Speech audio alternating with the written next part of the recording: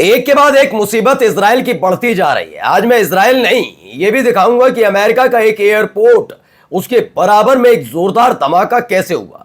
यह छोटा मोटा धमाका नहीं है कि किसी कार में ब्लास्ट हो गया हो, यह तमाम चीजें। उस आग को देखिए, उस धुएं को देखिए, जिसने पूरे अमेरिका में हड़कंप मचा दिया है। आखिरकार यह धमाका हुआ कैसे? यह वाकई एक धमाका है या वाकई किसी ने बहुत बड़ा हमला किया? ये तमाम तस्वीरें दिखाऊंगा आपको कि कैसे एक और पश्चिमी देश में फिलिस्तीनियों के समर्थन में लोग उतरे, उन्हें रोकने की कोशिश हुई तो यह भारी पड़ गया उस सरकार पर। कैसे उन्होंने पूरे के पूरे उस देश के अंदर फिलिस्तीन के समर्थन में लहर चला दी। अब तख्ता पलट का डर सताने लगा तो क्या कदम उठाया वो भी देखिए। दिखाऊंगा एक और टैंक हवा में उड़ गया। कहां हुआ, कैसे हुआ, एक एक तस्वीर आपको दिखाने जा रहा हूं। नमस्कार, मैं हूं प्रज्वल गौतम और आप देख रहे हैं टाइम्स एक्सप्रेस।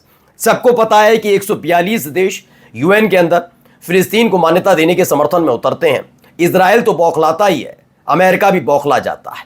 वो आईसीसी, आईसीजे, इन पर जिन्होंने वारंट जारी कर रखे हैं ट्रंप बाबू के लाडले यानी नेतन्याहू के खिलाफ, उस पर प्रतिबंध लगाने की बात करते हैं। लेकिन क्या ट्रंप साहब यानी अमेरिका की हालत खराब हो जाएगी? इन सब के बीच एक एक तस्वीर दिखाने जा रहा हूं। पहले ये वाली तस्वीर जरा देखते चलिए। तो यहां पर आपको धुआं उड़ता हुआ नजर आएगा। देखिए आसमान में ये कहां से उठ रहा है, क्या हो रहा है, जरा देखते चलिए। बहुत सारी गाड़ियां खड़ी हुई हैं यहां पर और गाड़ियों को पार करके एक बहुत इलाका देखिए। अब सोचिए ये कौन सा इलाका है जानते हैं? ये अमेरिका का लॉस एंजलिस एयरपोर्ट है, इंटरनेशनल एयरपोर्ट है। एयरपोर्ट नहीं है कि यहां से स्थानीय उड़ानें बढ़ती रहती हैं। अमेरिका में इतना बड़ा धमाका कैसे हुआ, ये अंदाजा लगाइए। इससे पहले आपने देखा था कि एक और जो किर्क थे उनकी हत्या कर दी जाती है। अब ये वाला मसला निकल कर आता है। ये अमेरिका के अंदर अचानक से ये धमाका कैसे हुआ, इसकी जांच चल रही है। ये अमेरिका के अंदर धमाका, दहल जाना अमेरिका का, बहुत बड़ी बात है। एक और वीडियो देखिए उसे। देखिए आसमान में उठता हुआ धुआं इस बात की तस्दीक कर रहा है कि अमेरिका कितना सुरक्षित रह गया है। पूरी दुनिया खिलाफ खड़ी है। जिस इजराइल के उसे गोदी में लेकर फिर रहे थे। अभी किर्क वाला मसला पता ही है, उसमें बार बार दावा किया जा रहा है कि इजराइल का उसमें हाथ है। ये देखिए इंटरनेशनल एयरपोर्ट के बराबर में ये जोरदार धमाका, आसमान में उठती हुई ये लपटें, ये तमाम चीजें देखिए। ये दहशत पैदा कर देने वाली। इसमें लिखा भी है ह्यूज एक्सप्लोजन हिट। कहां पर? रिफाइनरी हुई, एक रिफाइनरी बनी हुई थी वहां पर लॉस एंजलिस इंटरनेशनल एयरपोर्ट के पास। अचानक से उसमें धमाका होता है, दूर तक उसकी लपटें दिखाई दी। दहशत इस बात की थी कहीं इंटरनेशनल एयरपोर्ट तक ये आग ना आ जाए। चलिए अगली खबर दिखाता हूं आपको, कैसे दूतावास के बाहर खड़े हो गए। ये देखिए एक और वीडियो देखिए।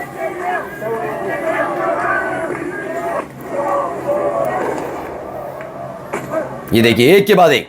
ये दरअसल बम धमाके नहीं है, दरअसल जो हम पटाखे चलाते हैं ना उसका इस्तेमाल किया गया। लेकिन ये एम्बेसी की तरफ दागे जा रहे हैं, एक के बाद एक दागे जा रहे हैं। ये सामने एम्बेसी है इजराइल की।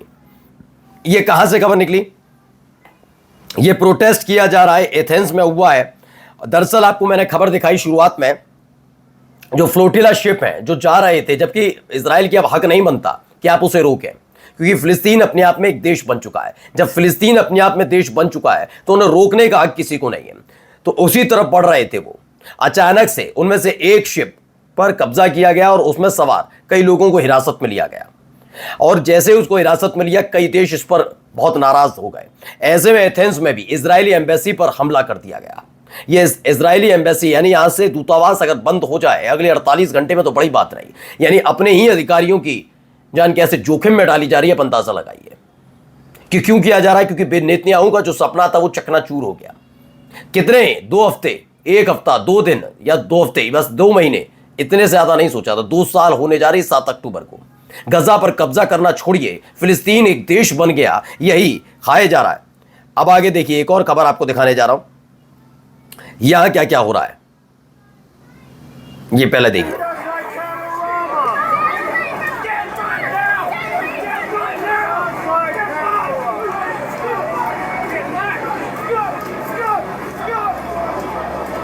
ये कहां है, कैसे, भी समझाऊंगा आपको, लेकिन पहले वीडियो देखिए आप।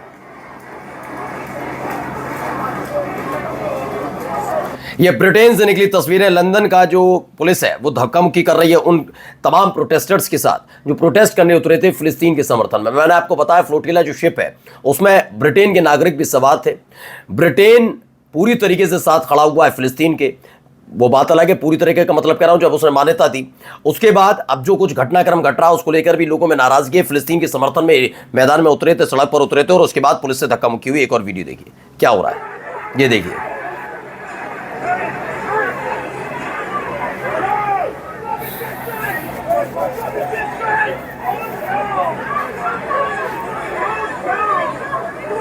तो फिलिस्तीन के समर्थन में उतरे ये लोग लंदन में और उसके बाद प्रो फिलिस्तीनी रैली को देखा गया। उसके बाद कई लोगों को हिरासत में ले लिया गया, ऐसी खबर निकलकर सामने आई है। तो अलग अलग ये खबरें चलिए एक और खबर दिखाता हूं आपको कैसे धमाके के अलावा भी बहुत कुछ हुआ है। ये देखिए एक और धमाका, ये धमाका देख रहे हैं। दरअसल वेस्ट बैंक पर कब्जा करने की चाहत थी इजराइल की कि उसने कहा गजा हाथ से फिसला तो क्या वेस्ट बैंक पर, लेकिन पूरे समूचे देश ने विश्व ने कहा नहीं, वेस्ट बैंक भी गजा का हिस्सा है, फिलिस्तीन का हिस्सा है। उसके बाद लेबनान में ही हमले हो रहे हैं। जी हाँ, दक्षिणी लेबनान पर एक के बाद एक हमले किए गए। अपना गुस्सा कहीं तो निकालेगा इजराइल, तो वो ये किया जा रहा है, एक के बाद एक धमाके। और उसके बाद के हालात क्या है वो देखिए। अब ये सब एंटी जा रहा है, यानी लगातार जो इजराइल बौखलाहट में कर रहा है वो उसके खिलाफ ही काम कर रहा है। एक और वीडियो देखिए इसके अलावा ये देखिए, सुबह की तस्वीर है लेबनान से निकली जहां पर हमला हुआ था। उसके बाद की तस्वीरें देखिए, कई मकानों को नुकसान पहुंचा है, गाड़ियों को नुकसान पहुंचा है, दरवाजे टूट गए। ये एक भारी हमला, बड़ा हमला किया गया था और इसे भी वॉर क्राइम के तौर पर देखा जा रहा है क्योंकि लेबनान के साथ पिछले साल यानी 2024 में नवंबर में हुआ था सीज फायर। उसके बाद से लगातार सीज फायर का उल्लंघन कोई और नहीं बल्कि इजराइल किए जा रहा है। एक के बाद एक के बाद एक के बाद एक हमले वहां पर हो रहा है। अब मैं फिर बता रहा हूं, अगर आपको ये लग रहा है कि ये तो भाई सबसे पंगा ले लेता है, सबको डर, नहीं, ये वो फड़फड़ाहट है। सोचिए, किसी ने सोचा भी नहीं, वो फड़फड़ाहट है जो दिया बुझने से पहले होती है। सोचा नहीं था किसी ने कि फिलिस्तीन को इतने देश मान्यता देने के लिए आ जाएंगे। फिर मैं कहता हूं वक्त का पहिया घुमाइए और जाइए। 7 अक्टूबर 2023 को अक्टूबर, उसके बाद नवंबर आया, दिसंबर आया, जनवरी आई, फरवरी आई। क्या कहते थे, हमास आतंकी है, फिलिस्तीन तो आतंकवाद फैलाते हैं, मुसलमान है ना। लेकिन अब क्या हो रहा है खुद देखिए, हालात बहुत खराब होते हुए नजर आए, इसके खिलाफ बनता हो। अब आइए एक और वीडियो देखिए, यहां क्या हो रहा है।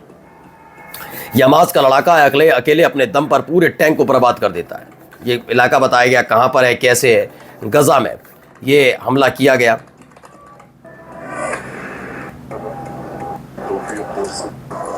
ये देखिए, भाग कर जाएगा और भाग कर उसमें रखा और धमाका। एक के बाद एक ऐसी तस्वीरें ही लगातार निकल कर आ रही हैं। गजा के अंदर के हालात फिलहाल इजरायली सैनिकों के लिए, आईटीएफ के लिए अनुकूल नहीं है और वजह भी यह है कि इंडोनेशिया ने कह दिया, कोलंबिया ने कह दिया, यमन तैयार बैठा ही है, उन्होंने कह दिया हम तो गजा में भेज रहे हैं, फिलिस्तीन तो देश बन गया, हम उनसे बात करेंगे और वहाँ भेजेंगे, अपनी सेना भेजेंगे। आईटीएफ वहाँ से जाने के लिए तैयार नहीं। जबकि क्या कहा जा रहा है, कुछ देशों की तरफ से जो समर्थन कर रहे थे, फिलिस्तीन का विरोध कर रहे थे, उनका कहना है कि हमास हथियार छोड़े। मैं आज भी कहता हूँ बिल्कुल हमास को हथियार छोड़ने चाहिए, लेकिन उस शर्त पर जब आईडीएफ उनके देश को छोड़े। आईडीएफ ने देश छोड़ा क्या, गजा छोड़ा क्या? नहीं, मतलब आईडीएफ देश नहीं छोड़ेगा, वो गोलियां चलाता रहेगा मासूम नागरिकों पर और कहा जाएगा हमास हथियार छोड़ दे। किसी दूसरे के देश में घुसकर उस पर हमला करना ये अपने आप में आतंकवाद कहलाता है। नमस्कार।